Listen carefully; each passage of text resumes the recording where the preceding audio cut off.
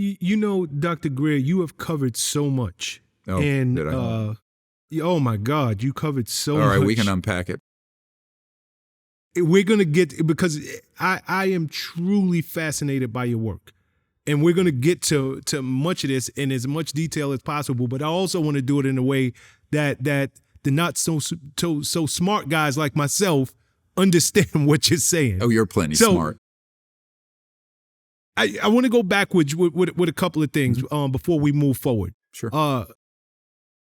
President Clinton, he actually did an interview, and he was and I'm not sure if it was done with Larry King, but he was asked directly, do UFOs exist? He said no. And he said it very definitively. Is his response, in your opinion, based on the fact that his life was in jeopardy? He was ordered not to speak about it. Yes, absolutely. Now, I'm here, actually, Saturday, I'm going to see a guy who's a very famous Hollywood figure who I can't name, who has written up an affidavit about him being with Bill Clinton after Clinton left office with another big singer celebrity in a limo. And this celebrity asked Bill Clinton about this. He says, oh, yeah, they exist. And he said, go read the Day After Roswell, the book that Colonel Corso wrote about retrieving these extraterrestrial objects from in 1945 in Roswell. But he also said that George H.W. Bush had waved him off and told him, this is none of your business, butt out if you know it's good for you. And by the way, Jimmy Carter had the same thing happen. President Carter was way before my time, but I was actually with him at Obama's inauguration. But he had a sighting, and he ran on a platform saying he was going to disclose these UFO secrets in 1976. At that time, George H.W. Bush came to him also and said, you're not going to find out anything about this, and you're not going to be told anything about it. So there are certain people who've been involved on a very high committee. It's international, dealing with this. George H.W. Bush was one of those figures. Before him, people like Paul Mellon, Admiral Bobby Ray Inman, in the 90s, 90 now,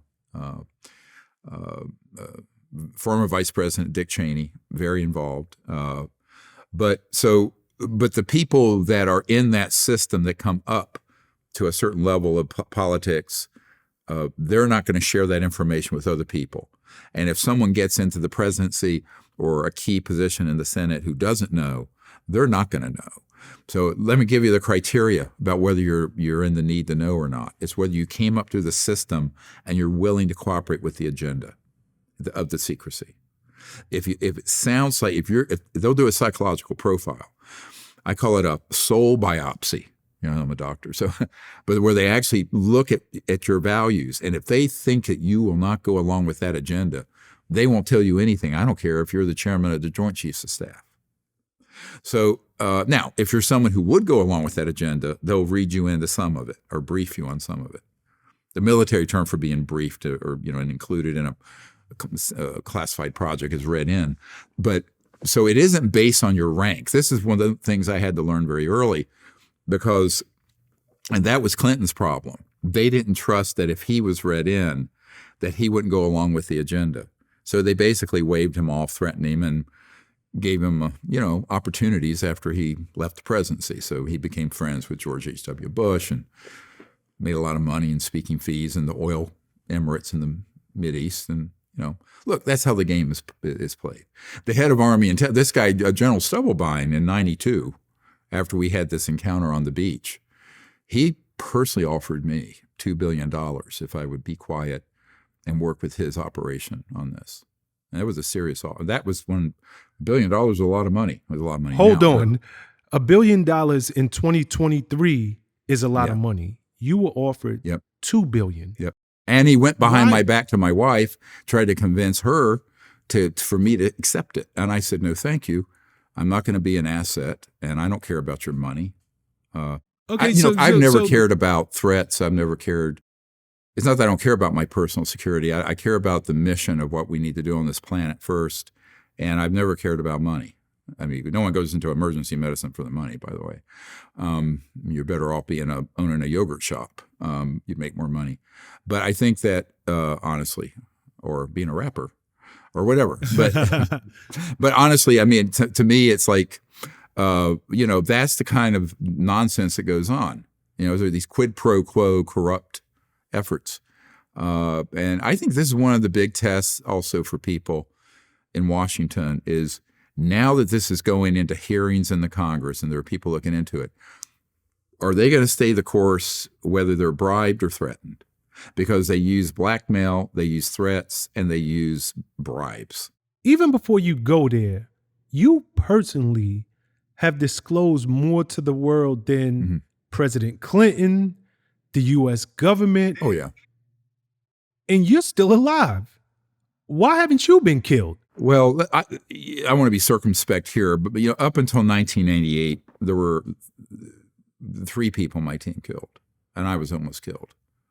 But I was younger, and I didn't really believe that I was in that kind of risk. And a man had come to me every year, if you want the true story of this, from 1991 to 98, and said, do you want executive protection, meaning lethal force, like Secret Service? And I said, oh, no, I'm a doctor. I'm doing this stuff. And, I'm a civilian. He says, well, you should have it. I said, I don't want it. So then, when he had 3 bodies fall, he came and I said, do it. And this guy's got major juice inside the system. I won't say who it is.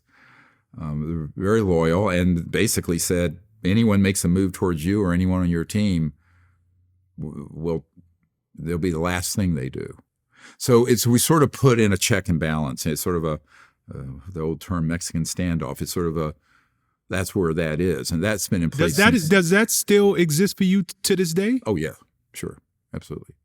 So you are protected by, let's call it a ghost security team, if you will. Yeah. I mean, and they're very dedicated. They're on the side of wanting this to get resolved. And then there's tactical security that we have periodically. So I don't worry about that. I mean, look, my dad was hand-to-hand combat in the Pacific in World War II on an amphibian, and the amount of carnage and blood shed he saw. I've taken care of patients killed over a 50-cent beer, where people have taken a knife and stuck it into their gut over a beer. I tell people what we're trying to do here, where we're trying to really turn the whole world over on a path away from an extinction level event, not only environmentally, but geopolitically and otherwise, onto a path of sustainable and peaceful existence. That's worth taking a risk for, so I don't worry about it. But in the bad old days of the 90s, 25 years ago, it was bad. And I had a former director of the CIA who was killed, made to look like an accident, Bill Colby.